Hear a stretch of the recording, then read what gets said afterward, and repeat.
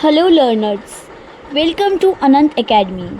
I am Shikha of your English educator. Today we will learn the poem of the Raven and the Fox from the book of Purvi. See, Raven. Raven, do you know what is Raven? Raven क्या होता है? It is a kind of crow. It is not a crow but kind of crow which is bigger than a crow. Crow के जैसा तो दिखता है लेकिन crow नहीं होता है, क्रो से थोड़ा सा बड़ा होता है और इसकी भी आवाज़ कैसी होती है? क्रॉक होती है, कर्कश आवाज़ होती है क्रो की तरह. But it is an intelligent bird. But in this poem it shows a foolish bird. Let's see the raven and the fox. Let us read. Mister Raven was perched upon a limb and Reynard the fox looked up at him, for the raven held in his great big beak a morsel the fox would go far to seek. Means जो mister Raven है उन्होंने अपने perch मतलब होता है ऊंचाई पे बैठना. अपॉन अ लिम्ब किसी टहनी पर वो बैठे हुए थे. मतलब वो रेवन के लिए कि किसी टहनी पे ऊंची जगह पर वो टहनी पर बैठे हुए थे, जैसे कि इसमें दिखाया गया है.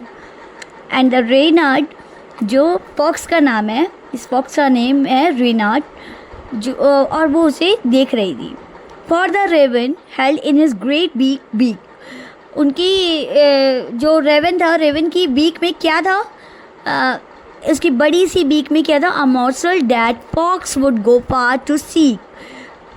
एक मॉर्सल होता है बेटा, पीस ऑफ फूड, खाने का टुकड़ा वो था जिसे फॉक्स किसी भी कीमत पे लेना चाहती थी. The fox in admiring tones. My word sir raven, you are a handsome bird. Such feathers if you would only sing, the birds of these woods would call you king. It means fox बहुत ही किसी को जिसे admire करते हैं ना, बहुत ही उसकी तारीफ़ करते हैं, जिसके फ़ैन हो जाते हैं. ओ माई गॉड, माई गॉड ऐसी करते हैं ना, तो वो कहती है oh my word sir raven. मतलब वो रेवन को सर बोल रही है. You are a handsome bird, आप बहुत ही हैंडसम हो. सच फेदर्स, क्या फेदर्स हैं आपके. If you would only sing, अगर आप थोड़ा सा गाना गा देंगे, सिंग कर देंगे.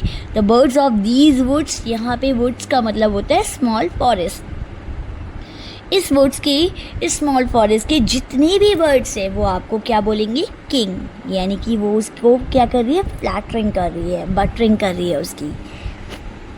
Raven, who did not see the joke, forgot that his voice was just a crook.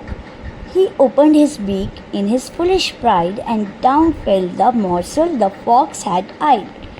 Raven, जो भूल गया था कि ये सब एक मजाक है, जो ये समझ ही नहीं पाया और अपनी कर्कश आवाज़ को, क्रोक आवाज़ को वो भूल गया था. उसने अपने फुलिश प्राइड में, अपने झूठे घमंड में अपना ओपन करी बीक, क्योंकि जब वो उसको फ्लैटरिंग कर रही थी तो वो ये भूल ही गया कि वो उसकी आवाज़ स्वीट नहीं है, बहुत ही कर्कश आवाज़ है, बहुत ही क्रोक आवाज़ है.